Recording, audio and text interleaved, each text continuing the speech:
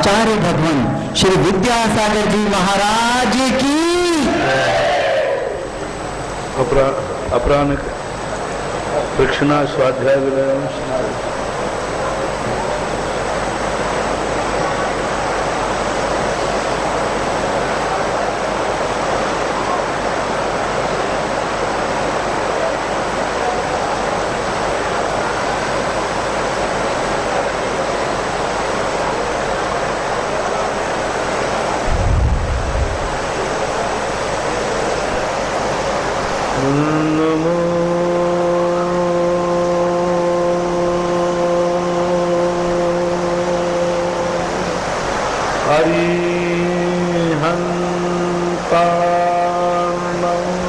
नमो हरिहंताय नमो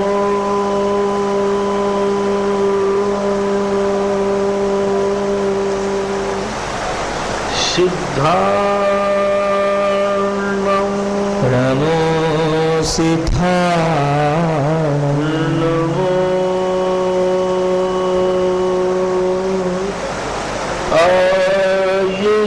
आयर्याणं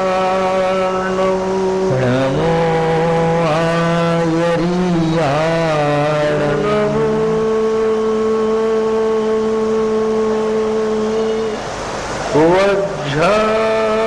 वज्रायाणं नमो वज्रायाणं नमो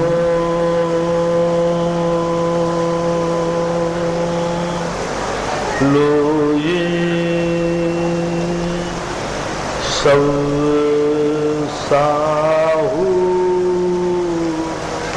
नमो लोये सौरसाहुरं।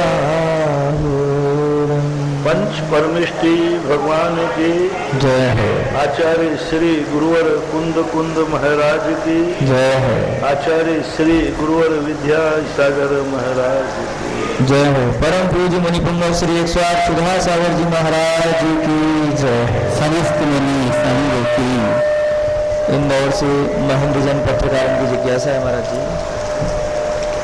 महाराज जी, इस भूगर्भ चैत्यालय दर्शन कार्यक्रम में असंख्य लोग, चाहे वे जैन हो या जैनेतर, दर्शन कर स्वयं को पुण्यशाली मान रहे हैं, लेकिन इस कार्यक्रम के पीछे परम पूज्य आचार्य भगवान का आशीर्वाद एवं आपकी कठिन तपस्या एवं साधना है। क्या महाराज जी इन लोगों के पुण्य का हिस्सा परम पूज्य आचार्य भगवान एवं आपके खाते में भी जाएगा क्या? कृपया समाधान करें। देखो, बिना कमीशन के कोई कार्य होते ही नहीं। हमारे यहाँ है कोई भी निमित्त अपन छोटे से भी कार्य की यदि अनुमोदना कर देते, इतना कह देते हैं बहुत अच्छा, इतने मात्र से पुण्यबंध होता है। मान ली कोई संवेश शिखर की वंदना करके आया और अपन ने कभी बहुत अच्छा, वाह, तो इतने में भी पुण्यबंध हो जाता है। थोड़ा सा भी जब दूसरा व्यक्ति के लिए अपन कोई निमित्त बनते अच्छे कार्य के, तो बराबर पुण्य का बंध होता है, पापों का क्षय होता है और बराबर भाग मिलता है। जगत कल्याण की भावना करने वाला जीव जब तीर्थंकर जैसी प्रकृति का बंध कर लेता है, जगत कल्याण की भावना करने वाला जीव भीम जैसे वज्रसम नाराज संगन का बंध कर लेता है। भीम ने देखो जगत के कल्याण की इतनी भावना की थी, यदि संसार में कोई औषधि है और मैं ला सकता हूं तो मैं बिना औषधि के उस जीव को मरने नहीं दूंगा, यानी संसार को दवाई ला के दूंगा, ऐसा भाव किया उसने, उसको वज्रसम नाराज संगन का। तो हमेशा कोई भी परस्परोपग्रो जीवन, परस्परोपग्रो का अर्थ है जब कोई भी क्रिया तुम करोगे तो सामने वाले पर उसका कोई ना कोई उपकार करेगा, पड़ेगा। अशुभ में भी यही होता है। यदि हमारे मनुष्य कोई अशुभ कार्य कर रहा है तो हमें अशुभ शेयर मिलेगा। प्रजा के अंदर अशुभ कार्य होते हैं तो राजा को अशुभ कार्य का 6वां भाग लगता है। प्रजा के अंदर शुभ कार्य होते हैं तो राजा को शुभ कार्य का भाग लगता है।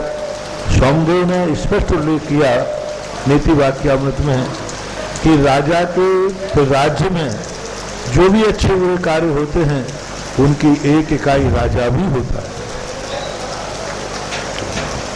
पौंडीचेरी से नीता जैन की जिज्ञासा है महाराज जी। भूगर्भ से निकली प्रतिमा जी का जीर्णोद्धार हो सकता है क्या, और क्या वापस रखना जरूरी है क्या? कृपया समाधान कर। और उसके संबंध में बहुत बार बता चुका कि ये पूर्वजों की जो परंपरा है, आचार्य शांति सागर महाराज के जो उपदेश हैं उन उपदेश के अनुसार ही चलते हैं। और जीर्णोद्धार जैसी कोई बात की कौन करे, कौन रिक्स लेवे, तुम्हें तो जो मिल रहा है बस उतने पे अवभाग्य मानो। ये दुनिया भर की फितूरी के ना प्रश्न उठाओ, ना भावना करो, इससे कुछ होने जाने वाला नहीं। अपन को तो बस एक ही ध्यान रखो, मुझे दर्शन लाभ मिल रहा है, इनका जीर्णोद्धार हो सकता कि नहीं, इनको बाहर रख सकते कि नहीं।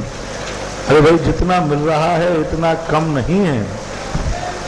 कई बार होता है ना, आदि छोड़ पूरी को ध्यावे, आदि मिले ना पूरी पावे। कोई व्यक्ति आधी रोटी दे रहा है तो बोले आधी नहीं चाहिए, मुझे तो पूरी चाहिए, और पूरी के हिसाब से वो आधी भी गई और पूरी भी मिलने वाली नहीं।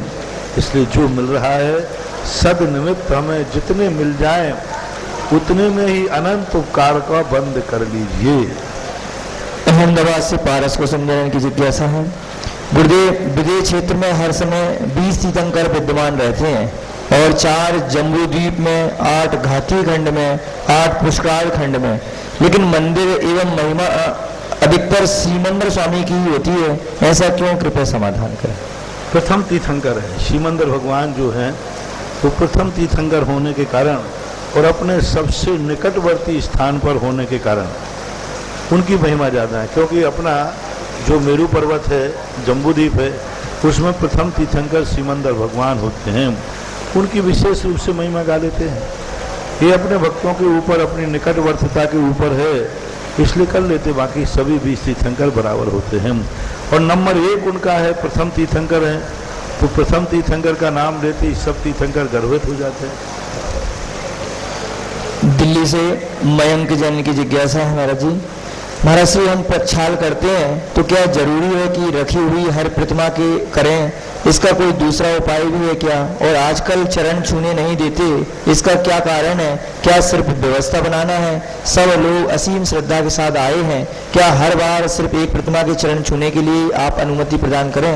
बात तो देखो, आगम में चरण छूने का कहीं भी हमें आगम में उल्लेख नहीं मिला। पूरे हमने कृत्रिम चैत्यालय देवों का वर्णन पढ़ा, कृत्रिम चैत्यालयों का वर्णन पढ़ा, कहीं चरण स्पर्श की कोई परंपरा नहीं देखते। ना गुरुओं के चरण स्पर्श की कोई चर्चा कहीं भी है, ना भगवान के चरण स्पर्श की कोई चर्चा कहीं है। चरण स्पर्श की चर्चा कहीं नहीं है। चरण धूल की इस पर चर्चा है, चरण रज की चर्चा है, चरण वंदना की चर्चा है, चरणाभिषेक की चर्चा है। स्पर्श की चर्चा हमें कहीं देखने में नहीं आई, इसलिए आगम के अनुसार मैं कुछ बोल नहीं पाऊंगा। वर्तमान में जो परंपरा चरण छूने की चल रही है उसमें अविवेक ज्यादा है। आगम तो सहमति देता ही नहीं चरण छूने की, किसी भी अपेक्षा से नहीं देता। रही बात अब उसके वर्तमान में, तो उसमें बहुत गंदी परंपरा चलती है। एक व्यक्ति जब चरण छूता है तो एक हाथ को लेकर के सब भगवानों को चरणों में हाथ लगाता है। कई बार तो एक भगवान दूसरे भगवान से लुढ़क जाता है।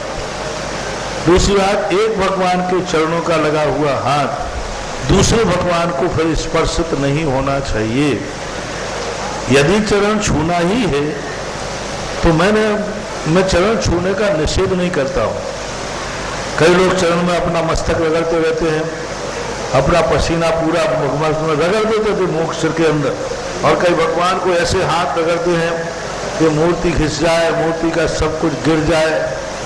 तो ये जो परंपरा कई लोग घुटने से करते हैं, कई लोग चेहरे से करने लग जाते हैं, तो ये गंदी परंपरा है। आगम में तो इसकी सहमति नहीं है। फिर भी यदि आपका भक्ति रेख है, कभी कभी हमें भी भक्ति रेख आ जाता है, तो इसका एक ही तरीका है, मैं चरण छूने का विरोध नहीं करता हूँ, निषेध भी नहीं करता। ऐसे चरण छुओ जो उनके चरण की जो उंगलियां हैं, अपने हाथों की उंगलियां उनके चरणों की उंगलियों पर रखो और निष्कंप होकर के रख करके और अपने माथे पर धारण कर लो। और एक बार यदि अपने माथे पर हाथ का स्पर्श हो गया तो आप लोगों का शरीर इतना पावन है कि उसका स्पर्शित वस्तु अपवित्र ही होती है, इसलिए फिर उन हाथों से द्वारा भगवान को नहीं छूना चाहिए। द्वारा हो। अभी एक व्यक्ति ने कहा कि देखो सुधा सागर महाराज की एक परंपरा टूट गई। बोले क्या टूट गई? बोले उनके सामने बैठे हुए भगवान के चरण छू लिए भक्त ने। मैं मूर्खानंद से कहता हूं, मैं कभी चरण छूने का निषेध ही नहीं करता, मैं खुद छूता हूं, लेकिन उनको तो कुछ ना कुछ चाहिए। तो ऐसी स्थिति में लेकर के चरणों को छुओ, लेकिन बड़े विवेक के साथ चरण ही छुओ, घुटने नहीं, जंगा नहीं, पैर नहीं, वहां चरण ही छूना चाहिए। दूसरी बात है कि एक भगवान के चरण छूने के बाद पूरे हाथ को धोइए, हाथ को सुखाइए, फिर दूसरे भगवान के छुओ, फिर तीसरे के छुओ, फिर चौथे के छुओ। एक भगवान के चरण छू करके यूं यूं यूं करके छूना, ये परंपरा बिल्कुल भी गलत है। कुछ भी लाभ मिलने वाला नहीं, कुछ भी इष्ट की सिद्धि होने वाला नहीं, बल्कि भगवान के चरणों की रज दूसरे भगवान को लगा देने का दोष ही ऐसे आएगा जैसे भगवान का अभिषेक किया हुआ गंधोदक अपने लिए माथे पर धारण करने लायक है, लेकिन क्या उस गंधोदक से हम पुनः दूसरे भगवान का अभिषेक कर सकते हैं? एक बार भगवान का अपन ने अभिषेक कर लिया और वो गंधोदक आया, उसी गंधोदक को उठा करके अपन पुनः मूर्ति पर ढाल सकते हैं? नहीं ढाल सकते। तो जब इस प्रकार की परंपरा अपने पास नहीं है तो ऐसी बात को विचार करना चाहिए।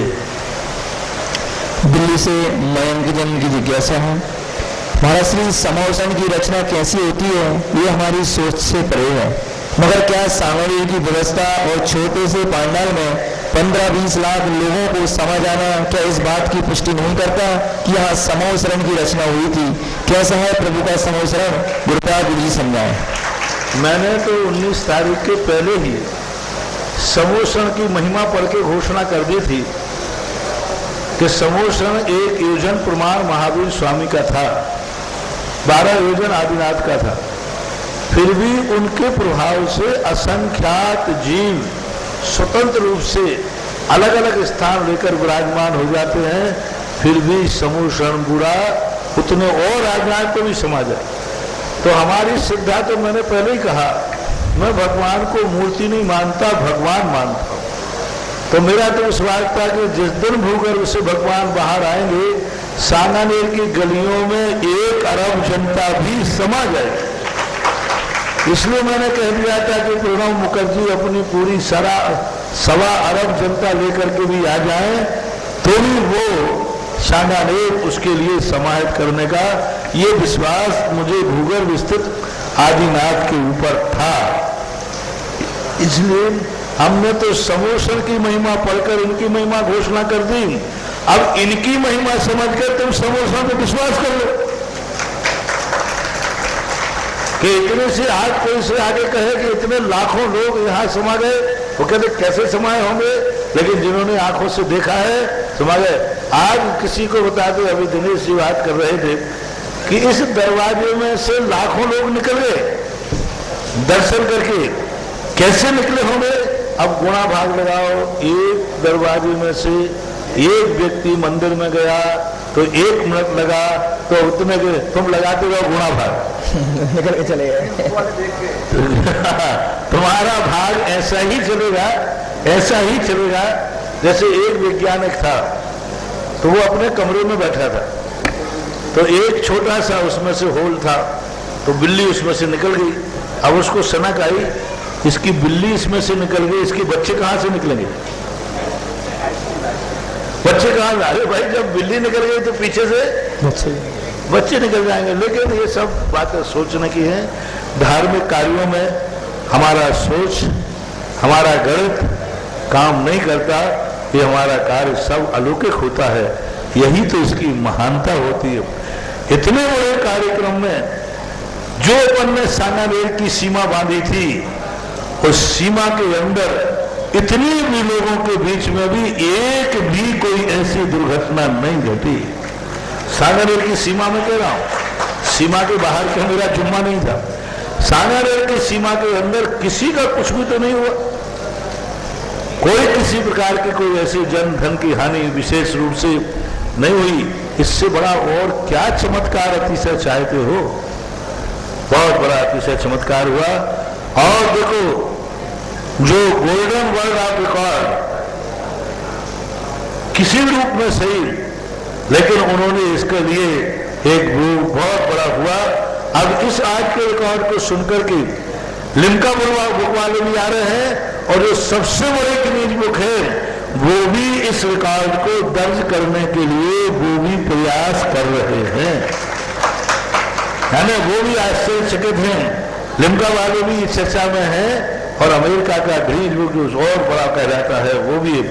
कुल मिलाकर के हर व्यक्ति के मन में आश्चर्य है कि इस पंचम काल में ऐसा भी हो सकता है। जयपुर से चंद्र प्रभा जैन की जिज्ञासा है, महर्षि कोटा में जैसे चांदी का छत्र बनाने में आपने सबसे दान देने की प्रेरणा दी थी, वैसा सौभाग्य सांगानेर के बड़े बाबा के स्वर्ण कमल के सिंहासन बनाने में सभी का सौभाग्य प्रदान क्यों नहीं किया? गुरुदेव बाबा के प्रति सबकी श्रद्धा जुड़ी है, आप कृपा कर सभी को पुण्य लाभ दे दें। देखो, पहली बात है, जहां ग्राहकों को देख करके माल की बात कही जाती है, हम इस फुटकर के चक्कर में कहो मेरा कमल ही नहीं बन पाता। कोटा के अंदर इतनी बड़ी समाज थी कि उन्होंने फटाफट 2 दिन के अंदर तो हुक्म काका ने सारी तैयारी करके और घोषणा करवा करके पूरी तैयारी करवा दी। अब यहाँ के लिए एक ही व्यक्ति मिल गया। अरे भाई तुम बताओ, थोक वाले को तुम पहले निपटा दोगे रिटेल वाले को? अब तो एक ही व्यक्ति मिल गया कि बाबा का जितना भी कार्य है सब हम करेंगे। अब जब एक व्यक्ति मिल गया तो कौन पड़े? लेकिन चिंता मत करो, आपको रिटेल में ही काम करना है। तो अभी सांगानेर मंदिर में बहुत बहुत बाकी कार्य है, चिंता मत करो। एक दिन ये पूरा मंदिर भी सोने का बन सकता है, बन जाए, बनेगा, धीरे धीरे होगा। बहुत बड़ी चीज, आपको सोना देना है तो आपके सोने का मंदिर में बराबर उपयोग कर लिया जाएगा, और उसका उपयोग बहुत अच्छा उपयोग होगा। अभी पूरी गैलरी पड़ी हुई है, पूरे मंदिर में अभी बहुत सारे आइटम हैं। अभी तो मंदिर का कापना, यूं कहना चाहिए, मंदिर तो अब अतिशय दिखा रहा है, अपना चरम सीमा पर तो अभी पहुंचे ही नहीं, अभी तो बाल अवस्था में है। इस महोत्सव के बाद किशोर अवस्था में पहुंचा है, आगे जवानी में पहुंचेगा, और फिर प्रौढ़ अवस्था पार करके चरम सीमा पर पहुंचेगा। अभी तो देखते जाओ सांगानेर मंदिर में क्या क्या और होने वाला है। अभी तो ये झांकी है, पता नहीं अभी क्या क्या बाकी है। जबलपुर से कृतिका जैन की जिज्ञासा है, महाराज श्री आचार्य भगवंत के स्वर्णिम संयम जयंती पर मैं जानना चाहती हूँ कि आचार्य श्री जी के सानिध्य में ऐसे क्षण जो आपके विषम परिस्थितियों में भी दृढ़ता और बल प्रदान करते हैं, स्मरण करने पर अनायास ही आचार्य भगवंत द्वारा बोले गए कोई वाक्य या सूक्ति एक नई ऊर्जा का संचार करती है, कृपया हम लोगों को जरूर बताएं। आचार्य जी के बारे में ये पूछ रहे हैं कि ऐसी कोई सत्य बताएं कि आपको विषम परिस्थितियों में आचार्य जी की सूक्ति आपके जीवन में काम में आई है। हमें सूक्ति मुक्ति तो ज्यादा काम आते नहीं है, हमें तो आचार्य जी खुद ही काम आते हैं। हम उनका नाम, वो हमारे लिए, उनसे हम कुछ काम करवाते नहीं हैं, और उनके बिना हमारे कोई काम होते नहीं।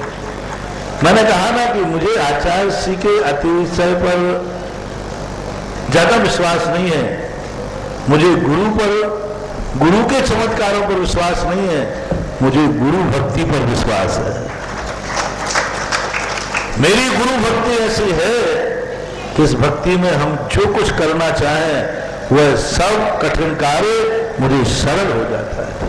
मेरे पास 2 ही शक्तियां हैं सबसे बड़ी, एक तो जनेंद्र भक्ति और एक गुरु भक्ति। ये 2 भक्तियां हमारी अमोल निधि है, अमोल शक्ति है, और मैं इन्हीं दोनों भक्तियों पर अपना विश्वास करता हूं, और इन्हीं दोनों भक्तियों पर के बल पर हम छाती पे हाथ रखकर और डंके की चोट पर बोल देते हैं कि यह कार्य सफल होगा होगा होगा।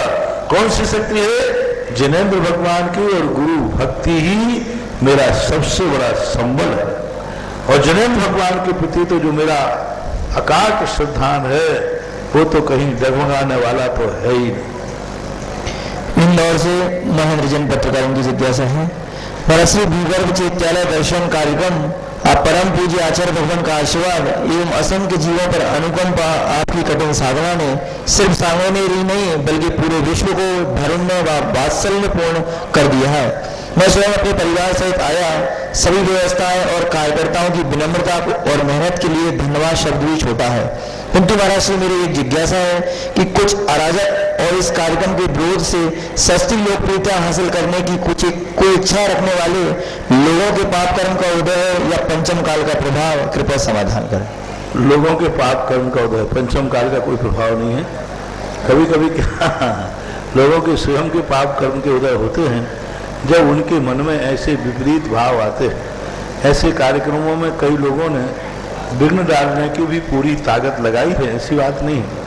इनको अभी दंड नहीं मिलेगा, इनके जब कर्म उदय में आएंगे तब इनको कोई आंसू पहुंचने वाला नहीं मिलेगा। ये जो इन्होंने धर्मकाल जब 22 मिनट के लिए अंजना ने धार्मिक कार्य में विघ्न डाला था, 22 वर्ष भोगना पड़ा और क्या दुर्दांत रूप से भोग रहा है, चरित्र पढ़कर के रोंगटे खड़े हो जाते हैं। कर्म करते समय तो व्यक्ति हंस के बांध देता है, लेकिन जब उदय आता है तो रो रो करके भोगना पड़ता है। अभी तो मौज मस्ती में, अभी तो व्हाट्सएप के माध्यम से, पेपर के माध्यम से, थोड़े बहुत पैसों के लोग के माध्यम से, कोई कसाई के माध्यम से हंसते हंसते तो मजाक उड़ा देता है। बाद में जब पसीना आ जाता है, हंसी हंसी के भी कर्म बंद हो जाते हैं। हंसी हंसी में भी ऐसे कर्म बंद रख लेता है व्यक्ति कि बाद में अभी कुछ नहीं, सब यहाँ एक एक बात का लेखा जोखा है। एक थोड़ा सा भी कर्मबंद बन जाता है, वो कर्मबंद कहीं ना कहीं आकर के उसकी जिंदगी को खत्म करेगा। चिंता मत करो, यहाँ देर है अंधेर नहीं। जब तक तेरे पुण्य का बीता नहीं करार, तब तक तुझको माफ है, चाहे अवगुण करे हजार। ललितपुर से नयन जन की जिज्ञासा है। महाराज जी, आपके आशीर्वाद से ललितपुर में अनंतकालीन अखंड भक्तांबर जी का पाठ चल रहा है। पाठ भक्तांबर जी का पाठ बोलते हैं तो इस बीच में भक्तांबर जी का पाठ खत्म होने के बाद भगवान की जय बोलते हैं, तो उनका पूछना है कि उसमें अखंडता में दोष आएगा? कोई दोष नहीं आएगा, क्योंकि भगवान की जय बोल रहे हैं इसलिए दोष नहीं आएगा। वो तो परिवर्तन करने के लिए ऐसा करते हैं, कोई बात नहीं। बेलगांव दसान से विद्याजन की जिज्ञासा। गुरुदेव, आयुबंद हो जाने पर आयु कर्म की उदीर्णा या अकाल मरण नहीं होता, इसे किसी उदाहरण द्वारा एक बार पुनः समझाइए। आगम ही इसका प्रमाण है कि आयु बंद होने के बाद अकाल का मरण नहीं होता। अभी देखो, सतना में एक समाधि हुई, पारदाने वाले शीलचंद जी बीनागंज के थे, बीना के थे, बीना जी जनसन के थे शीलचंद जी। उन्होंने देखो जल के ऊपर 60 दिन तक वो जिंदा रहे, मात्र 1 गिलास जल पर। आयु कर्म की उदीर्णा होना होती तो 60 दिन में तो हो जाती, लेकिन उनकी आयु कर्म की उदीर्णा नहीं हुई। पूरी आयु भोग करके कल परसों उनके आयु का समापन हुआ। आगम ही इसमें सबसे बड़ा प्रमाण है कि आयु कर्म की उदीर्णा आयु बंद के होने के बाद बुझमान आयु की उदीर्णा नहीं होती। छत्तीसगढ़ भिलाई से वंदना जी की जिज्ञासा है। गुरुदेव, श्री कृष्ण ने द्रौपदी की खोज करने के लिए लवण समुद्र को पार किया था, तो जैन भूगोल के अनुसार श्री राम और श्रीपाल ने कौन सा समुद्र पार किया था? कृपया समाधान करें। लवण समुद्र को पार कर गया था कृष्ण जी ने, ये तो पक्का है। लेकिन श्रीपाल ने जो समुद्र पार किए, ये उपलवण समुद्र कहलाते हैं। हमारे यहाँ उपलवण समुद्रों का भी वर्णन मिलता है। उपलवण समुद्र वो कहलाते हैं जो कभी कभी समुद्र के किनारों से अंदर अंदर बड़ी बड़ी खाई हो जाती हैं, तो उनको उपलवण समुद्र बोलते हैं। तो इन्होंने जो लंका के पास है, ये उपलवण समुद्र मानना चाहिए। रामचंद्र जी ने जो किया था, श्रीपाल का भी उपलवण समुद्र ही था।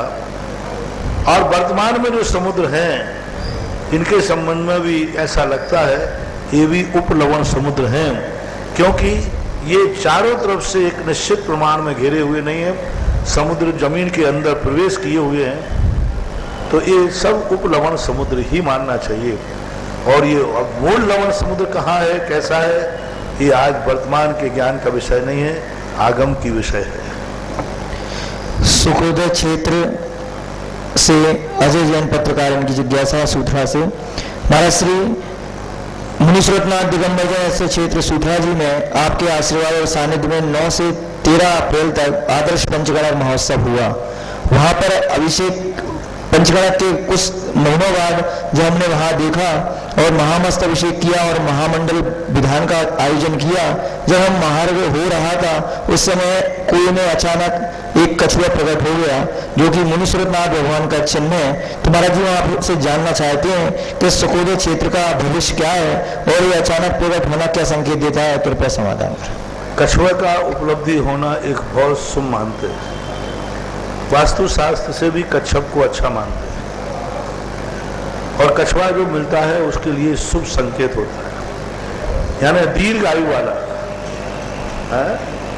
हाँ, कुबेर का भी निशान माना जा सकता है, लेकिन ये दीर्घ आयु वाला माना जाता है। कछुए की उम्र बहुत बड़ी होती है, उसकी पीठ इतनी वज्रिकी होती है कि तलवार से भी उसका पृष्ठभाग क्षय को प्राप्त नहीं होता। कछुआ का अच्छा संकेत है। और सुखोदय तीर्थ से तो उसी दिन अपना भविष्य बता चुका था जिस दिन वहां मुनीश्वरनाथ भगवान की स्थापना हुई थी। और अभी सुखोदय नाम ही उसका कितना बढ़िया पड़ा। जो व्यक्ति दुखी होंगे वे सूत्रा सुखोदय तीर्थ पर जाएंगे तो लौटते समय उनका सुख का उदय आ जाएगा, ऐसा मैं पहले ही घोषणा कराया। कोई तीर्थ क्षेत्र को आगे बढ़ने में टाइम तो लगता है, उसके अतिशय प्रकट करने में समय तो लगता है, लेकिन धीरे धीरे वह वृद्धि को प्राप्त होगा। और कछुआ नया कुआं खुदा है, अभी एकदम लेटेस्ट नया कुआं खुदा है। इतने जल्दी कछुआ उसमें कैसे कहां से आ सकता है, ये तो मुनीश्वरनाथ भगवान जाने। उन्होंने अपने चिन्ह को अपने कुएं में रख लिया है। इससे सिद्ध है कि सुखोदय सूत्रा तीर्थ क्षेत्र का विकास अब और जल्दी होने वाला है, ये शुभ संकेत है। बड़ा गांव दशांशी महक जैन की जिज्ञासा। गुरुदेव, भरत क्षेत्र में जन्मे तीर्थंकर बालक का अभिषेक जिस सुमेरु पर्वत पर होता है, तो क्या अन्य क्षेत्र में जन्मे तीर्थंकरों का अभिषेक भी इसी मेरु पर होता है या अन्य कहीं दूसरे मेरु पर? इसी मेरु पर, जैसे जम्बूद्वीप संबंधी पूर्व विधेय और पश्चिम विधेय के तीर्थंकरों का इन्हीं मेरु पर्वत पर 4 दिशाओं में 4 अलग अलग शिलाएं बनी है। पांडुक शिला, कंबल शिला, रक्तांबर शिला। तो दक्षिण भागी भाग पर तो होता है भरत क्षेत्र के, उत्तर भागी भाग शिला पर होता है ऐरावत का, पूरब पर पूर्व विधेय और पश्चिम पर पश्चिम। 4 शिलाएं इसी पर बनी हुई हैं, इसी मेरु पर्वत पर उन पर होता है। धात्री खंडों के अलग अलग मेरु जो वहां स्थापित हैं उन मेरुओं के ऊपर होता है। भिंड से श्रीमती सुनीता जैन। महाराज से हमारी जिज्ञासा है कि जाप और सामायिक में क्या अंतर है और इनको करने की विधि क्या है, कृपया समाधान। पहली बात तो जाप और सामायिक जो है वो निर्विकल्प अवस्था का नाम। जितना जितना व्यक्ति निर्विकल्प होता जाता है उतनी उतनी सामायिक बनती जाती है। जाप एक चिंतन की विधा है, जाप एक अनुष्ठान की सिद्धि है, जाप एक विघ्नों का निवारण है। सामायिक से विघ्नों का निवारण हो ये कोई नियम नहीं है, सामायिक में विघ्न आते भी हैं। सामायिक में इष्ट की सिद्धि हो ये कोई नियम नहीं है। किसी भी सामायिक में आज तक किसी को इष्ट की सिद्धि का वर्णन नहीं मिला। सामायिक में बड़े बड़े उपसर्ग भी देखने में आए, लेकिन जाप जो होता है अनिष्ट के निवारण के लिए, इष्ट की प्राप्ति के लिए जाप किया जाता है। जाप जो है सामायिक से पीछे छोटा माना जाता है। सामायिक में संकट को सहन करने की शक्ति आती है और जाप में संकट को दूर करने की शक्ति आती है। सामायिक वाला संकटों को झेलेगा, सहन करेगा, जाप वाला संकटों को हटाएगा। इतना अंतर जानना चाहिए। एक जिज्ञासा आई महाराज श्री। नमस्ते गुरुदेव, मांगा हुआ आशीर्वाद ज्यादा प्रभावी होता है या अपने आप मिलने वाला आशीर्वाद? देखो, आशीर्वाद तो कहीं है ही नहीं। आशीर्वाद तो मात्र उपचार है, भगवान आशीर्वाद देते नहीं। हम लोगों को कहीं भी हाथ उठा के आशीर्वाद देने का कहीं भी वर्णन देखने में नहीं आया। कहीं भी देखने में नहीं आया कि हाथ उठा के आशीर्वाद देना, है ही नहीं वर्णन। और भगवान देते नहीं। इसलिए आशीर्वाद वगैरह के कैसा आशीर्वाद अच्छा है कैसा बुरा है इस चक्कर में मत पड़ो। तुम तो नमोस्तु करने का सुधार करो और अपना आशीर्वाद पाओ। आशीर्वाद महाराज के अधीन नहीं है, आशीर्वाद भगवान के अधीन नहीं है, आशीर्वाद नमोस्तु करने वाले के अधीन है। हाथ उठाने से तुम्हारा काम होगा ऐसा मत समझना। यदि तुमने नमोस्तु विशुद्धि से नहीं किया, हम तो 100 बार आशीर्वाद दे दें तो सफल होने वाला नहीं है। और तुमने विशुद्धि पूर्वक नमोस्तु किया और मैंने आशीर्वाद नहीं भी दे पाए तो तुम्हारी इष्ट की सिद्धि होना निश्चित समझ लेना चाहिए। इसलिए एकलव्य जैसे महान आत्माएं हुई जिनके लिए नमोस्तु अपनी भक्ति पर, मैं बार बार कह रहा हूं ना, हमें भगवान, मैं तो कभी भगवान का आशीर्वाद नहीं चाहता। मैं तो सदा भगवान के सामने कहता हूं भगवान मेरे नमोस्तु में दम होगा। एक बार क्या हुआ, अब तुम मुझे पागल कहोगे तो कह देना जो कह देना। एक बार मैं बहुत परेशान था तो मैंने भगवान से कहा भगवान आप आशीर्वाद दो, आपके आशीर्वाद की जरूरत है। उन्होंने हाथ उठाए ही नहीं। मैं बालक की तरह जिद किया कि भगवान आज अतिशय होना चाहिए, हाथ उठना चाहिए। लेकिन भगवान जैसा जिद्दी आदमी दुनिया में कोई है ही नहीं। बहुत जिद्दी, बहुत, मैंने बहुत कहा भगवान ये तो हाथ उठा दीजिए, लेकिन उन्होंने हाथ नहीं उठाया। मुझे गुस्सा आया, मैंने कि लो आज से मैं नियम करता हूं, आपके आशीर्वाद की मुझे कोई जरूरत नहीं, मेरे नमोस्तु में दम होगी तो मैं कार्य करके दिखा दूंगा। जब से मैं भगवान से कहता हूं भगवान मत दो आशीर्वाद, मेरा नमोस्तु में दम होगी तो तुम्हारे हाथ उठाए बिना भी मेरा कार्य हो जाएगा। अपन लोग क्या है, भगवान के आशीर्वाद के भरोसे रहते हैं तो कई बार हम आरोप भी लगा देते हैं महाराज आपने अच्छे से आशीर्वाद नहीं दिया। बहुत लोग कहते हैं महाराज जी आजकल आपका आशीर्वाद ठीक ठाक नहीं मिल रहा है। यदि सुशील मोदी हो ना, वो तो सीधा मुंह टोक के बोलता है महाराज जी क्या बात है, आजकल आपका आशीर्वाद ठीक नहीं मिल रहा है, आप नाराज दिखते हैं, आशीर्वाद ठीक नहीं देते। अरे मैंने कि भैया जो नाराज होते हैं वे महाराज नहीं होते, और जो महाराज होते हैं वे, मैं तो कोई नहीं महाराज कुछ भी करो। मैं उसको कहता हूं भैया आशीर्वाद ठीक से नहीं मिला ये न कह के ये कहो लगता है महाराज मैंने आज नमोस्तु ठीक से नहीं किया। ये भाव लाओगे तो आपकी श्रद्धा बढ़ेगी, आपकी आस्था कभी टूटेगी नहीं।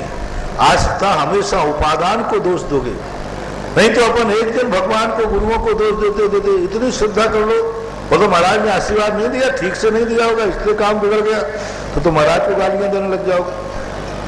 इसलिए सबसे बड़ी चीज है अपने नमोस्तु पर विश्वास करो और कहो मेरा नमोस्तु ठीक नहीं था इसलिए कार्य बिगड़ गया, तो हमारी श्रद्धा कभी भगवान से गुरु से नहीं हटेगी, अपने उपादान की तरफ जाएगी। ऑनलाइन सत्र के बाद अब आचार्य महाराज का 50वां स्वर्णिम संयम महोत्सव पर्व पूरे देश में मनाया जाता है। आचार्य महाराज की हर चीज बहुत निराली है, चाहे आहारचर्या विहार कोई भी चीज है बहुत निराली है। क्या यह उनके गुरु ज्ञान सागर जी महाराज का आशीर्वाद है या पूर्व भव की साधना है या दोनों है? मतलब कहीं देखने में नहीं आता वो चीजें आचार्य श्री के। मैं तो कह रहा हूं कि आचार्य ज्ञान सागर का आशीर्वाद न मान करके आचार्य विद्यासागर की जो गुरु के प्रति श्रद्धा है और उनकी चर्या को, उनके आदेश को, उनके उपदेश को आदेश मानने का जो समर्पण है उस समर्पण भाव की देन है। आज देखो ना, लोग कह रहे थे, हम भी कह रहे थे कि सानानेर में राजेंद्र गोदावरी वगैरह सब कह रहे थे, सभी लोगों ने कहा कि महाराज देखो आप 28 तारीख को शहर चलो, यह कार्यक्रम फिल्म जाएगा, कोई नहीं आने वाला है। सर मैंने कहा कि मुझे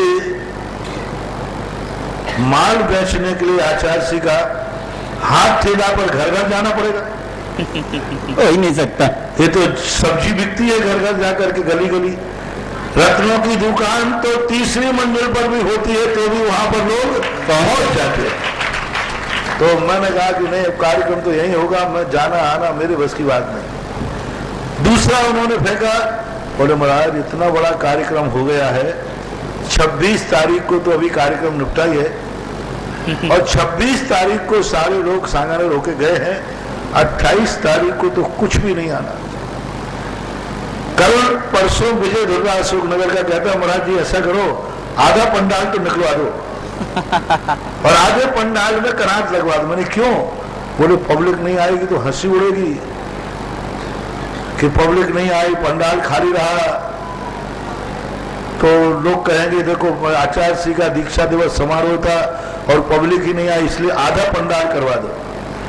मैंने कि नहीं आधा पंडाल मत करो, और मुझे भी लग रहा था, लेकिन आज जयपुर वालों ने दिखा दिया कि कितने बड़े बड़े कार्यक्रम कर लो, लेकिन आचार्य विद्यासागर का कार्यक्रम होगा वो 100% सफल रहेगा। आज इतनी बड़ी जनता सांगानेर के अंदर सुबह 7 बजे से आकर के 11:30 बजे थे, 11:30 बजे तक आवाज जनता 400 फीट के दोनों पंडाल भरे। इतना बड़ा पंडाल, पूरा पंडाल तो भरा ही था, लेकिन पूरे पंडाल के जो भोजन का पंडाल वो भी भरा हुआ था। पूरा मुझे सर्वे करके 4-5 लोगों ने दिखाया, बड़ा इतनी बड़ी पब्लिक इतने बड़े महोत्सव के बाद आना, ये सब हमारे पूज्य गुरुदेव की पवित्र साधना का परिणाम है कि आज गुरुदेव वहां नहीं है, लेकिन उनके चरणों की धूल है। जब धूल की इतनी कीमत है जयपुर में, तो विद्यासागर की कितनी कीमत है जयपुर में लगा। हम लोग तो उनके चरणों की धूल है। जब जयपुर वालों ने इस धूल की ये महिमा बता दी कि इतने बड़े फंक्शन होने के बाद भी आज लोगों को ऐसा लगा जैसे कि बहुत दिनों के बाद फंक्शन हो रहा हो। और क्या जनता ने उपस्थिति दिखाई, और अबाध रूप से 4 घंटे बैठे रहना और निर्विकल्प होकर के बैठे रहना, ये बहुत बड़ी श्रद्धा का विषय बना। और बहुत बड़े जयपुर समाज में ये दिखा दिया आचार्य विद्यासागर महाराज हमारी जन्नत में हमें प्राणों से ही प्यारे हैं। कितने लोगों ने आज व्रत किया, कितने लोगों ने 12 बजे के बाद दुकान खोली, व्यापार किया। आज जिसके मन में जो श्रद्धा थी, बस अब जयपुर वालों से मेरा कहना और है, अपने अपने घरों में और मंदिरों में आज 36 दीपक बना करके आज रात की दिवाली को ऐसा जगमगाओ कि यह प्रकाश सर्वों तक पहुंचे, और ये प्रकाश दूर तक आचार्य विद्यासागर महाराज तक। सारी जयपुर की जनता को मेरा कहना है, आप जितने लोग यहाँ बैठे हैं सांगानेर वालों को कहना है, यहाँ से जाने के बाद अपने घर में 36 दीपक की आरती बजाया करके आचार्य महाराज का फोटो लगा लेना, या आंख बंद करके स्मरण करके दीपक जलाना, और सारे लोग मिलकर के मंदिरों में भी अपने घर से दीपक लाकर या सामूहिक आज जयपुर के हर मंदिर में, भारत के भी सभी के, लेकिन खास तो जयपुर के हर मंदिर में अभी शाम को 7-8 बजे एक महाआरती होना चाहिए, जिसमें कॉलोनी का हर व्यक्ति अपने घर से अपनी थाली में 36 दीपक सजा के लाएगा, और अपने मंदिर में आचार्य श्री को भगवान की मूर्ति में देखकर, या आचार्य श्री में भगवान को देख करके आरती उतारोगे। पंच परमेश्वर की आरती कर लेना, आचार्य विद्यासागर की आरती हो तो और श्रेष्ठ है। ये सब जयपुर का हर घर से व्यक्ति आज या तो मंदिर में 36 दीपक लेके जावे, या अपने घर में 36 दीपक जलाए। आप अपनी फैक्ट्री में जलाइए, आप अपनी दुकान पर जलाइए, आप अपने ऑफिस में जलाइए। जिस तरीके से दिवाली मनाते हैं उस तरीके से इस महाश्रमण की दीक्षा तिथि की दिवाली मनाइए। और संस्थान वाले बच्चे, सतीश जी आप बैठे, आप अपने संस्थान में भी आज सब बच्चों के साथ दिवाली, और सांगानेर के प्रत्येक घर में दिवाली मनना चाहिए 36 दीपकों से, या घर से जाकर के मंदिर जी में लाइए, यहाँ लाइए। प्रत्येक कॉलोनी के लिए ये निर्देश है। और आज सुबह का कार्यक्रम जिस उत्साह से तुमने किया, क्या गजब का उत्साह था, क्या गजब की जनता थी, इतनी बड़ी भीड़। अभी इतने बड़े फंक्शन के बाद बस सुबह का तो मंगलाचरण तुमने कर दिया, शाम की दिवाली मना करके कर दो तो first impression is last impression. महाराज जी पूरी तैयारी है। और आज सांगानेर के लोग या जो कुछ भी लोग अपने घरों से 36 दीपक जला के यहाँ लावे और कलाकार के द्वारा यहाँ महाआरती है, लेकिन फिर भी इनकी आरती के बाद अपने घर में 36 दीपक जला क्या है? 50 साल की तपस्या के तपे हुए गुरु को यदि हम अपने घर में 36 दीपक जला करके उनके जीवन की मंगल कामना करें, उनके जीवन की हम जीवंत रखने का काम करें, उनके वे भगवान हमारे आचार्य श्री युगों तक जीवित रहें, यदि एक 36 दीपक जला करके तुम्हारी दुआ से एक आचार्य परमेष्ठी को जीवंत होने की भावना करते हो तो कितने सस्ते में तुम्हारे लिए वरदहस्त आशीर्वाद मिल जाएगा। महत वही तो देना है, महत काम नहीं तो करना है। यहाँ करो और घर में भी 36 दीपक जला करके अपने घर घर को आचार्य विद्यासागर महाराज के प्रकाश से प्रकाशित कर लीजिए। दुकान वाले दुकान पे करे, फैक्ट्री वाले फैक्ट्री पे करे, जहां करोगे वहीं प्रकाश ही प्रकाश मिलेगा। क्योंकि आचार्य की वो शक्ति है कि मैंने कहा था कि बुंदेलखंड एक सबसे बड़ा गरीब प्रांत था और आज बुंदेलखंड सबसे अमीर प्रांतों में आने लगा। आज जब भी पंजाब की बोली लगती है, भारत में सबसे ज्यादा बोलियां लगती हैं तो बुंदेलखंड में आचार्य विद्यासागर महाराज के वहां प्रवास से वहां की जनता इतनी समृद्ध हो गई, उनके प्रवास से उनके बिहार से इतनी समृद्ध हो गई कि आज वो बहुत बड़े बड़े धार्मिक अनुष्ठान करते हैं। तो आचार्य श्री के नाम में इतनी शक्ति है और आप अपनी दुकान पर, फैक्ट्री पर, घर पर, हर स्थान पर दीपक जलाओ। नियम से आप दिन दूनी रात चौगनी समृद्धि में जाओगे, सुख समृद्धि पाओगे और निरोगता को भी प्राप्त हो जाओगे। आज रात पूरी जयपुर दिवाली के रूप में मनाएगा। बस यही संदेश, यही आदेश और उपदेश जयपुर की जनता के लिए है। अगले जिज्ञासा के लिए सतीश जी शास्त्री के चरणों में बारंबार नमोस्तु।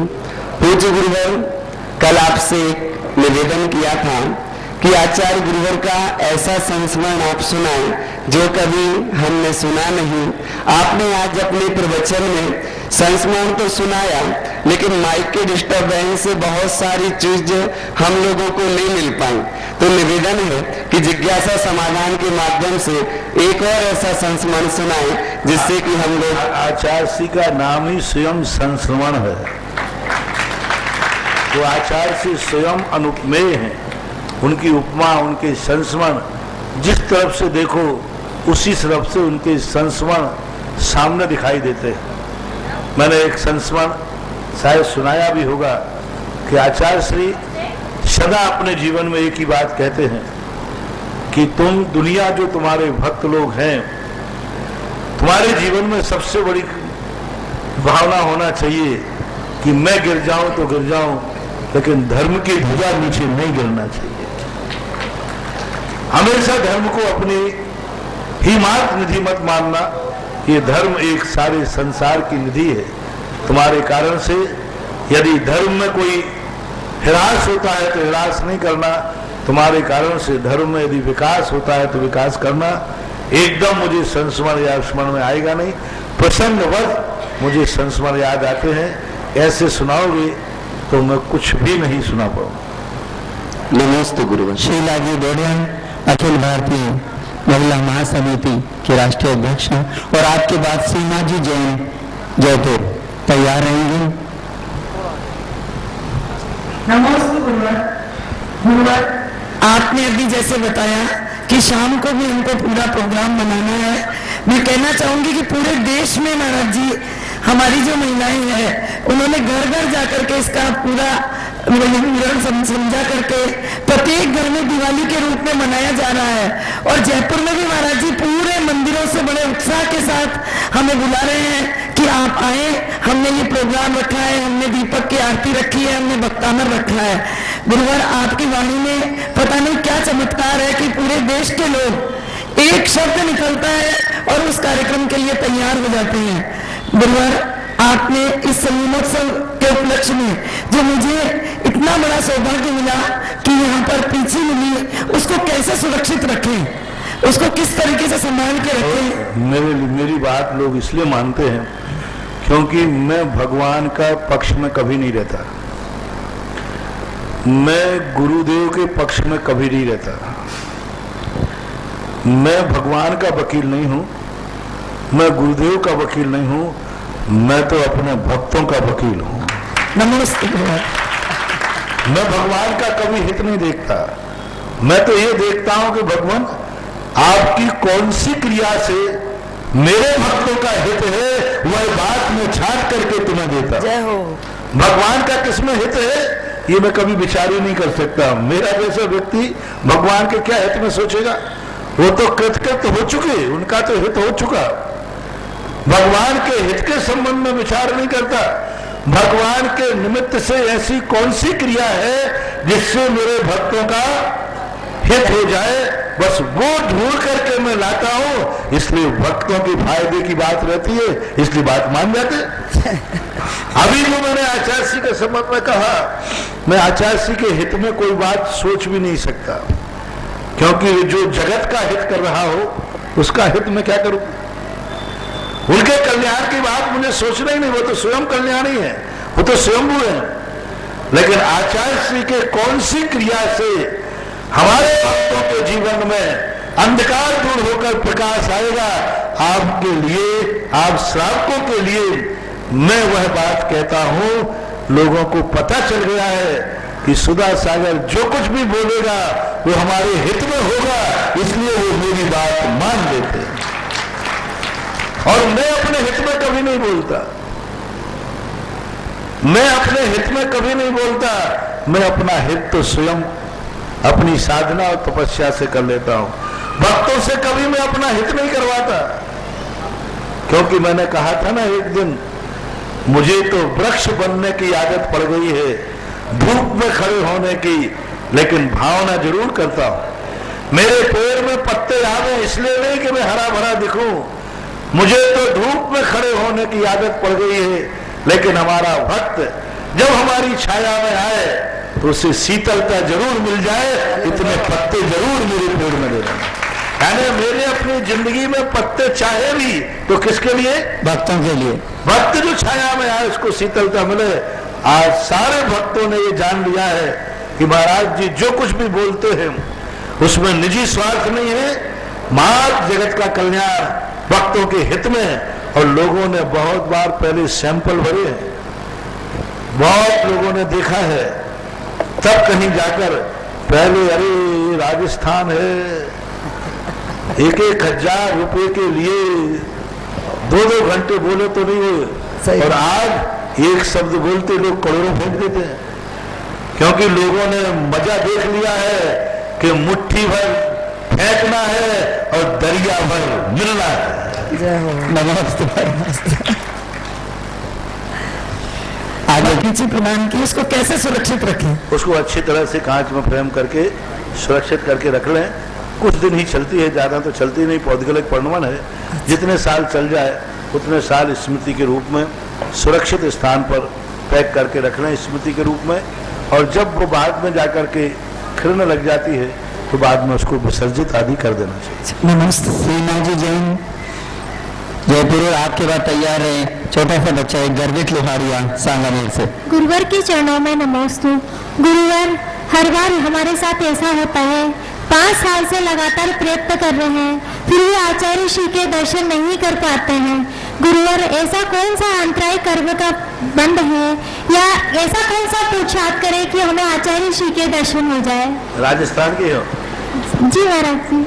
हाँ तो जाओ, आशीर्वाद है, इस साल तुम दर्शन करने का प्रयास करना, सफलता मिल जाए। नमस्ते गुरुवर, नमस्ते गुरु। गर्वित लोहारिया सांगानेर, और आपके बाद तैयारी ऋषभ जी जैन शहपुरा बिटौनी।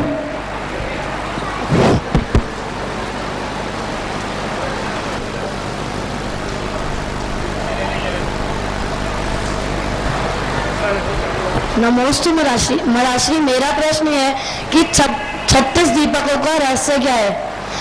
36 दीपकों का रहस्य है कि आचार्य परमेष्टि के 36 मूल गुण होते हैं, और 36 मूल गुण जो होते हैं उन मूल गुणों में 10 धर्म, 12 तप, 6 आवश्यक, कितने हो गए? 10 धर्म हो गए, 12 तप हो गए। व्रत समिति गुप्ती, व्रत समिति गुप्ती नहीं, ये तो मूल गुण है, 28 मूल गुण, 6 आवश्यक हो गए।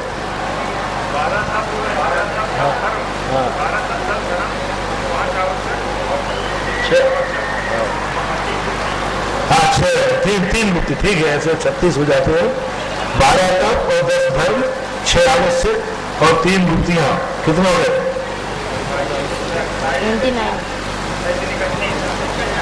पंचाचार, एकदम भूलों में आ गया ना, पंचाचार।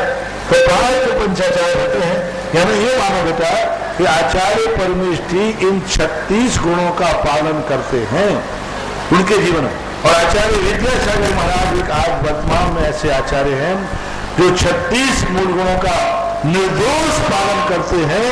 इसलिए ये 36 दीपक जलाकर हमें ये जगत को दिखाना है कि आचार्य विद्यासागर महाराज के परमेष्ठी 36 दीपकों के समान अपने गुणों को प्रज्वलित कर रहे हैं और सारी दुनिया को 36 गुणों से और अपनी आत्मा को प्रकाशित कर रहे हैं। ऋषभ जी जैन शहपुरा बिटौनी, और आपके बाद तैयार रहेंगे महावीर जी बेलगांव कर्नाटक से।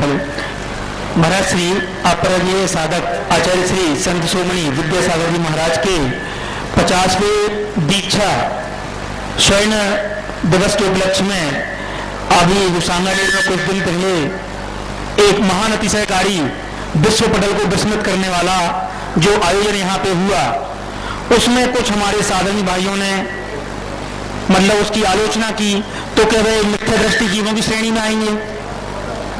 मिथ्या दृष्टि शब्द तो बहुत छोटा पड़ गया। उन जीवों का भविष्य बहुत अंधकारमय है। कसाय और ईर्षा के कारण से ऐसे सब परिणति होती है। अब इतनी आप समझ लीजिए, इतनी पावन स्टेज पर ऐसे पापियों की चर्चा करना भी अपराध है। नमस्ते। ऐसे पावन क्षेत्र पर और एक पावन स्टेज पर ऐसे लोगों का नाम लेना और चर्चा करना, और वो इस प्रकार का बोल रहे हैं, ऐसा कहना भी मेरी दृष्टि से वो इतने पापी हैं कि उनका नाम लेना, उनकी चर्चा करना भी अपने पुण्य पवित्र जीवन को उतने क्षण से वंचित रखना है। अपन तो महान आत्माओं की चर्चा करो, पावन आत्माओं की चर्चा करो। ऐसे पापियों की चर्चा करने के समय पर आचार्य विद्यासागर जैसे पावन आत्माओं की चर्चा करो। क्या इन आलोचकों की चर्चा करना, क्या इन पापियों का नाम लेना, उनके ऊपर छोड़ो। अपन तो भूगर्भ चैत्यालय की अतिशय चर्चा करो। अपन ने जो पाया है, अपन को नहीं देखना है कि उल्लू को सूर्य कैसा लग रहा है, अपन को देखना है कि उदय होने वाला सूर्य हमारे जीवन को मानवीय कर रहा है। महावीर जी इससे अब अंदाज लगा लेना, उनकी वो इतने निकृष्ट है कि उनकी चर्चा करना भी अपने जीवन में अपराध है। नमस्ते महाराज जी, नमस्ते महाराज जी, नमस्ते महाराज जी। महावीर जी बेलगांव कर्नाटक से, और आपके बाद तैयार रहेंगे शालिनी जी बाटलीवाल जयपुर से। महाराज जी, स्वयंभू लवण समुद्र में सम्यक दृष्टि जीव होता है, वो कैसा होता है जरा थोड़ी सी बताइए। स्वयंभू लवण समुद्र द्वीप में जो सम्यक दृष्टि होते हैं वो धर्म श्रवण के माध्यम से, जाति श्रवण के माध्यम से, वेदना आदि की निमित्त बन सकता है, लेकिन मूलतः धर्म श्रवण और जाति स्मरण देवताओं के द्वारा स्वयंभू रमण में जाकर के उन त्रियंशों को संबोधन किया जाता है। दूसरा, जाति स्मरण उनको पूर्वभाव का हो जाने से विशेष रूप से उनको सम्यक दर्शन की उत्पत्ति देखी जाती है। स्वयंभू रमण द्वीप में सम्यक दृष्टि नहीं, देशवृत्ति भी पाए जाते हैं। पंचम गुण स्थानवर्ती भी असंख्यात त्रियंश पंचम गुण स्थानवर्ती स्वयंभू रमण द्वीप समुद्र में रहते हैं। नमस्ते महाराज। अगली जिज्ञासा के लिए शालिनी जी बाटलीवाल, और आपके बाद तैयार रहें रामपाल जी जैन महावीर नगर। गुरुवर के चरणों में गुरुवर के चरणों में त्योहार नमोस्तु नमोस्तु नमोस्तु। गुरुवर, आप कहते हैं कि सुख के दिन निकल जाते हैं, दुख के दिन काटने पड़ते हैं। दरअसल आज अमृत सिद्धि महामहोत्सव का समापन हुआ। इन 10 दिनों के हर पल को हमने अपने पलकों में इस तरह सजाया है कि हमारे जीवन के अंतिम सांस तक उन 10 दिनों को हम हर पल स्मरण करते रहेंगे। और अब हमें लग रहा है कि इस 10 दिन के बाद जैसे बेटी विदा हो जाती है तो सबकी आंखें नम हो जाती है। तो अब हम क्या करें कि हमें ये दुख के दिन सुख के दिन जैसे लगे। बस फर्क इतना ज्यादा कोई अंतर नहीं आया है। पहले भूगर्भ चैत्यालय आज भी अपने सामने है, आज भी यहीं पर है। बस फर्क इतना है कि 19 से 25 तारीख तक वो आंख खोलने पर दिखता था और अब जिंदगी भर आंख बंद करने की बात दिखेगा।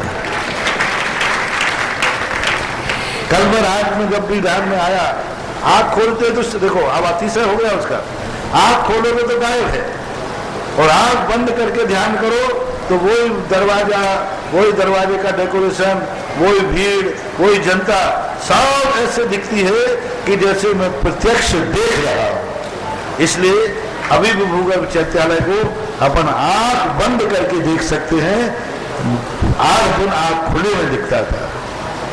नमस्ते गुरुवार। निर्मल रामपाल जी जैन महावीर नगर और आपके बाद तैयार रहेंगे निर्मल जी जैन शहपुरा बिटौनी। मेरे गुरुवर के चरणों में सत सत वंदन, सत सत नमन। गुरुवर, मेरी शंका यह है कि जब मैं कोटा गया था तो कोटा के अंदर आपके द्वारा सामाजिक सरोकारों के इतने काम कराए गए कि एक सांसद कोटे से भी अधिक काम कोटा में है। गुरुवर, आप जयपुर विराज रहे 27 अप्रैल से। मालवीय नगर पंच कल्याण के बाद से ही आपने विकास की धारा प्रारंभ कर दी। गुरुदेव, आपने घोषणा की सांगनेर के अंदर 30 चौकी का निर्माण होगा। तो क्या गुरुदेव ये एक संकेत है या एक धारा अनवरत जयपुर में चलती रहेगी विकास की? अब यह तो मैं नहीं बोल सकता हूं, लेकिन जो कार्य महीने भर में हो जाए उनके लिए फिर 4 महीने की जरूरत क्या है? काम तो इतने सारे होते जा रहे हैं। अरे तुम कोटा में तो सांसदों की उपमा दे दी गई। अभी 1 महीने जब मैं यहाँ आया तब से तो आजकल मुझे बाहुबली को एक पिक्चर है सारे जगह की चर्चा है। हाँ, उसके भी, उसका भी, उससे भी मुझे आगे सिद्ध कर दिया गया। यानी मैं तो दिन दूना रात चौगुना बढ़ ही रहा हूँ और आपको भी बढ़ा रहा हूँ। कोटा तो बहुत पीछे रह गया, जयपुर तो उससे बहुत आगे आ गया। निर्मल जी जैन शहपुरा बिटौनी और आपके बाद तैयार। अक्सर देखा जाता है कि पाषाण मूर्तियों में चमत्कार दिखता है प्राचीन, पीतल की मूर्तियों में क्या संभव नहीं है? अब इसके संबंध में मेरा सोच चल रहा है, चिंतन का पूर्ण निर्णय पर नहीं पहुंच पाया कि जो हमें सैंड स्टोन की मूर्तियों में अतिशय देखने में आया वो मार्बल में देखने में नहीं आया, और जो मार्बल में देखने में आया वो पीतल आदि धातुओं की मूर्तियों में देखने में नहीं आया। रत्नों की मूर्ति का तो एक सांगानेर का भूगर्भ चैत्यालय एक अपवाद है, एक असाधारण शक्ति है, असाधारण विशेषता है। बाकी जो सैंड स्टोन की मूर्तियों में है, अब इसका क्या रीजन हो सकता है? मैंने तो जहां तक ये समझा है कि जो देसी पाषाण की मूर्तियां होती हैं उन पर दृष्टि टिकती है, और जो चमकदार मूर्ति होती है जैसे पीतल आदि की चमकदार होती है, तो उस चमकदार वस्तु में हमें भगवान की चमक तो दिखती है लेकिन वीतरागता नहीं दिखती। मैंने इसको गौर किया, चमक तो दिखती है। अभी आप गढ़वाला में जाना, आदिनाथ भगवान की मूर्ति अपनी देसी है और वहीं चांदी की मूर्ति, मार्बल की मूर्ति रखी है। आप उसमें देखना शाइनिंग चांदी की मूर्ति की होगी, लेकिन शाइनिंग दिखेगी, उस मूर्ति की वीतरागता, नासा दृष्टि उतनी स्पष्ट नहीं दिखेगी। और आदिनाथ भगवान को देखोगे तो ऐसा लग रहा है कि देसी पाषाण के अंदर जब व्यक्ति दर्शन करता है उसको स्पष्ट वीतरागता दिखती है। शाइनिंग है ही नहीं तो शाइनिंग दिखेगी क्या? लेकिन चमकदार मूर्तियों पर शाइनिंग इतनी तेज हो जाती है कि वो वीतरागता जो लक्षण है भगवान का, वो लक्षण गौण हो जाता है और शाइनिंग मुख हो जाती है। इस कारण से संभवता हो, लेकिन मैं कोई अभी अंतिम निर्णय देने में इसमें समर्थ नहीं हूं। चिंतन जारी है, खोज जारी है, ये प्रश्न मेरे अंदर भी है। राजेश जी जैन रामपुर से और आपके बाद तैयार रहेंगे ऋषभ जी जैन जबलपुर से। नमस्ते महाराज जी। महाराज जी, मेरा जिज्ञासा ये है कि जैसे आपने जिनालय निकाला था, पहले तीसरे तल से निकाला था, फिर चौथे तल से निकला है, तो पांचवें, छठे और सातवें तल से में भी जिनालय है, वो कब तक निकालेंगे, क्या उसका? भाई मैं सर्वज्ञ नहीं हूँ, चौथे तल का मुझे कोई अंदाजा नहीं था। वो तो अंधे को चौराहे पे मणि मिल गई, वो तो ठीक है ऐसे अंधे को चौराहे पे मणि मिल जाती है, अनायास वो मेरे हाथ लग गया।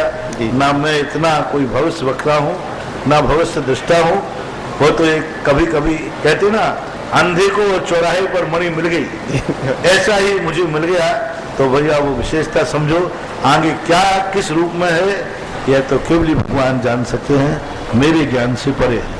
महाराज जी, फिर आगे कब दर्शन हो जाएंगे ये अक्षरशी जिनालय? अब इस बात को थोड़ा रहस्यमय रहने दो, बाद में कभी सोचूंगा। अच्छा, नमस्ते। क्योंकि इस बात को खुलासा करने से कमेटियों को बड़ी दिक्कत हो जाती है, इसलिए इस बार हमने यह रहस्य गुप्त ही रखा है। ठीक है, नमस्ते।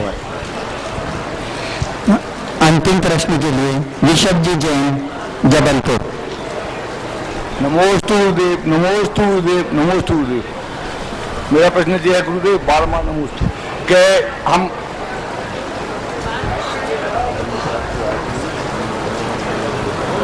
हेलो, मेरा प्रश्न ये है महाजी, मेरा समाज ठीक नहीं चल रहा है और भक्तमालाप बहुत करते हैं और मेरा किसी से बैर है नहीं और हमारी किसी से घर में पट्टी नहीं, तो इसका कुछ समाधान करें महाराज जी। बैर किसी से है नहीं, पड़ती किसी से है नहीं, तो कृपया करके आप थोड़ा सा घर में मौन रहना चालू कर दो। कोई जब बोलता है तो तुम उसको विपरीत ना माने, आप ये मानना शुरू करें कि घर में जो सदस्य कुछ बोल रहा है तुम्हारे अच्छे के लिए बोल रहा है, तुम्हारे हित के लिए बोल रहा है। तुम घर वालों की इच्छा के अनुसार चलने लग जाओ, ये बीमारी तुम्हारी ठीक हो जाएगी। तुम्हारा अभी घर वालों को अपनी इच्छा के अनुसार चलाना चाहते हो, इसलिए परेशान हो, और अब तुम घर वालों के अनुसार चलो और ये सोचो कि ये जो कह रहे हैं मेरे हित में कह रहे हैं, मेरे कल्याण के लिए कह रहे हैं, और वो जो कहेंगे वो तुम करो, तो तुम्हारी ये बीमारी खत्म होकर तुम एक अच्छे घर में रह सकते हो और बहुत बढ़िया तुम्हारा वातावरण बन सकता है और तुम्हारी सबसे बन सकती है। मेरे से बनती है कि नहीं? हो, बहुत बनती है। हो, जिसकी मेरे से बन गई उसकी तो सारे जगत से बन जाती है। मैं अवशेष जी जैन, जिन्होंने आचार्य श्री संयम दीक्षा महोत्सव पर 50 भजनों की एक श्रृंखला पेश की है, मैं उनके सम्मान के लिए मनीष जी चौधरी और सुरेश जी कासलीवाल को आमंत्रित करता हूं। भाई मनी अवशेष जी जैन पधारें और अभी उन्हीं की सानिध्य में आरती का भव्य आयोजन। परिश्रम करके, बहुत मेहनत करके, और इन्होंने की श्रद्धा व्यक्त की है। 50 भजन एक कैसेट में गा करके पूरी ताकत लगा दी। वैसे बुंदेलखंड के तो आचार्य विद्यासागर गुरु नहीं, इस पंचम काल में भगवान, तो भगवान के नाम लेते ही भाव उमड़ते हैं। तो अवशेष जी की तो ऐसी भावना आई कि मैं किसी संत के ऊपर भजन नहीं गा रहा हूं, मैं संत के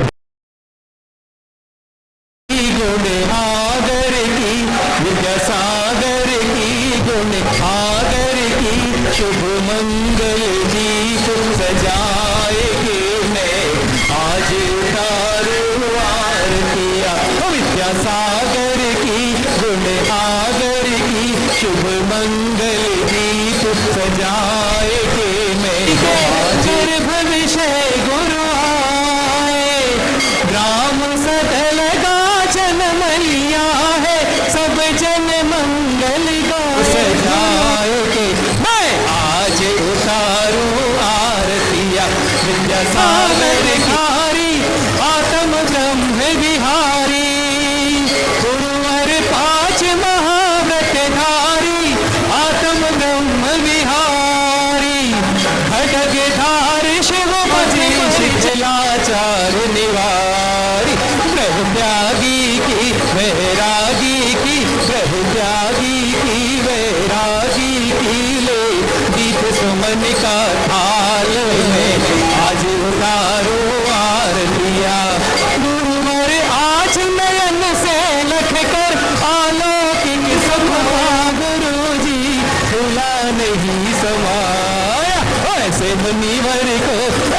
ईश्वर को, ऐसे मुनिवर को, ऐसे सागर की गुण आगर की शुभ मंगल दीप सजा